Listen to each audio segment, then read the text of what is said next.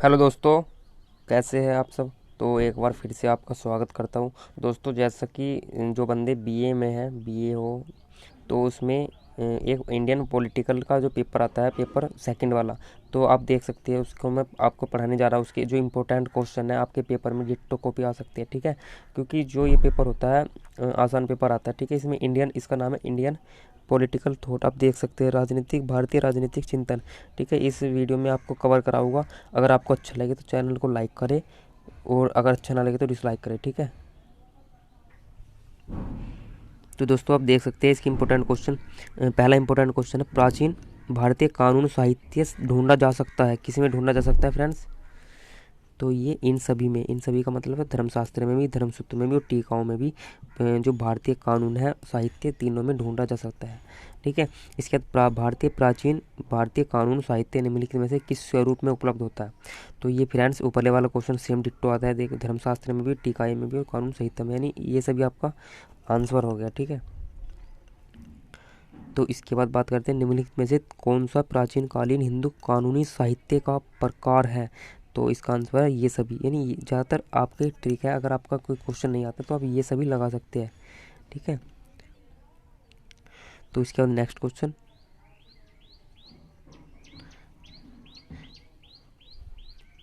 मनुस्मृति का कौन सा रचनाकाल प्रमाणित माना जाता है, यानी मनुस्मृति कब से प्रमाणित होती है, कौन सी शताब्दी से, ठीक है, सदी से। तो मैं बता देता हूँ 1200 ईसी पूर्व से, ठीक है। तो इम्पोर्टेंट क्वेश्चन है, आपके पेपर में आ सकता है, ठीक है। इसके बाद आप नेक्स्ट क्वेश्चन की बात करते हैं।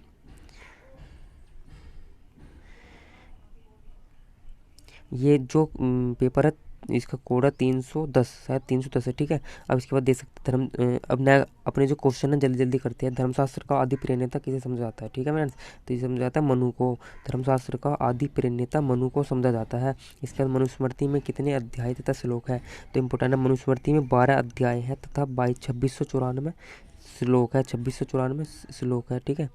इसके बाद नेक्स्ट, मनुस्मृति में न्याय के प्रमाणों को किन भागों में व्यक्त किया गया है। तो ठीक है, इसका इम्पोर्टेंट, इसका जो आंसर है क्या है, मानस प्रमाण और दिव्य प्रमाण, ठीक है। इसके बाद नेक्स्ट, राजधर्म किस विचारक की नीति का मुख्य अंग है। तो ये राजधर्म है आपका मनु का है, नहीं मनु। तो दोस्तों, आप कमेंट बॉक्स में बताइए कि मनु ये कौन थे, ठीक है। आपको कमेंट बॉक्स में ज़रूर बताना है, ठीक है, कि मनु के बारे में आप क्या जानते हैं, मनु का जो जन्म है कब हुआ था। मनु के अनुसार निम्नलिखित में से कौन सा आश्रम नहीं है। तो ये है ब्रह्मचर्य, गृहस्थ, वानप्रस्थ, और इस डी, ये डी नहीं है आंसर, ये कौन सा, बाल्यकाल आश्रम नहीं है, ठीक है। इसका नंबर 10 क्वेश्चन, मनु के अनुसार विशांति कितने ग्रामों का अधिकारी होता है। विसाती होता है, नहीं विसती। तो ये होता है आपका 20 ग्राम का, नहीं विसती, 100 से 20 ग्राम, ठीक है। इसके बाद नेक्स्ट क्वेश्चन, मनु के लिए व्यथा मुक्ति सिद्धांत संबंधित है किससे, बीमारियों से मुक्ति से, कष्टों की मुक्ति से। नहीं, ये व्यथा मुक्ति, व्यथा का मतलब आपका कर, कोरियन टैक्स, टैक्स से है, ठीक है। तो इंपॉर्टेंट क्वेश्चन है फ्रेंड्स, आपके पेपर में आ सकता है, ठीक है। इसका नेक्स्ट क्वेश्चन, मनु से अनुसार न्यायाधीश कौन बन सकता है, ठीक है। तो मनु के अनुसार जो न्यायाधीश होता है, जो जज बनता है, वो ब्राह्मण ही बन सकता है, ठीक है फ्रेंड्स। इसके बाद नेक्स्ट, मनु द्वारा निम्नलिखित में से किस राष्ट्र संबंधों के सिद्धांत का प्रतिपादन किया गया है। तो ये कौन सा मनु के कौन सा सिद्धांत है, मंडल सिद्धांत है आपका, मंडल सिद्धांत और साठगण्य सिद्धांत, ठीक है। साठगण्य का, साठगुण्य में कितने चरण है, ये 6, ठीक है, 6।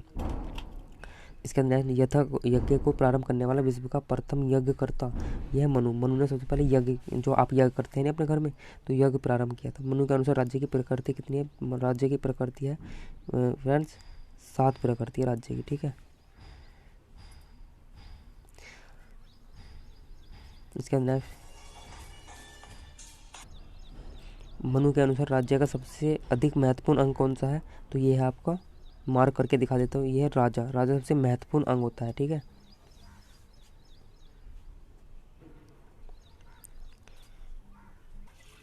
नेक्स्ट क्वेश्चन फ्रेंड्स, 17वां, मनुस्मृति के अनुसार राज्य का सबसे प्रमुख दायित्व क्या है, आपका प्रजा रक्षण, यानी जो आपका राजा होता है उसका दायित्व क्या होता है फ्रेंड्स।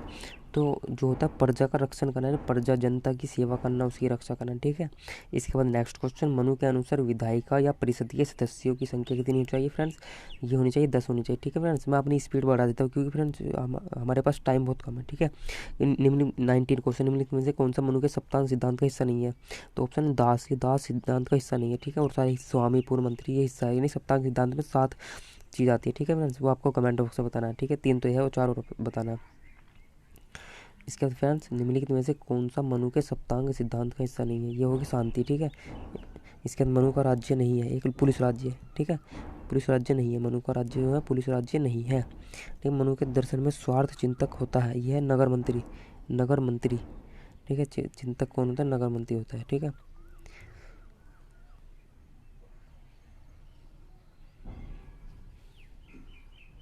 मनु द्वारा शताध्यक्ष कितने ग्रामों के अधिकारियों को कहा जाता है?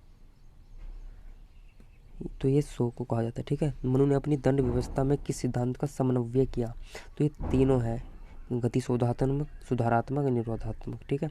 25 मनु ने हिंदू धर्म के कितने प्रकार के संस्कारों का वर्णन किया है? तो 16 संस्कार है, नहीं वो 16 बोलते हैं, आप पता ही होगा आपको 16 संस्कार होते हैं।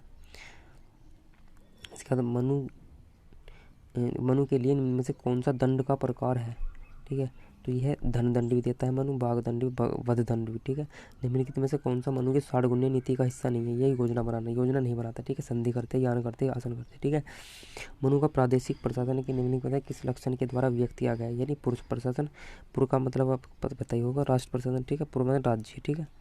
निम्न में कौन सा मनु राज्य की उत्पत्ति के सिद्धांत का समर्थन करते हैं? ठीक है, दैवी सिद्धांत का, ठीक है। मनु दैवी सिद्धांत का समर्थन करते हैं, ठीक है फ्रेंड्स। तो ऐसी वीडियो पाने के लिए चैनल को लाइक करें, सब्सक्राइब करें। अगर इसका नेक्स्ट पार्ट चाहिए आपको तो आप कमेंट बॉक्स में ज़रूर करें।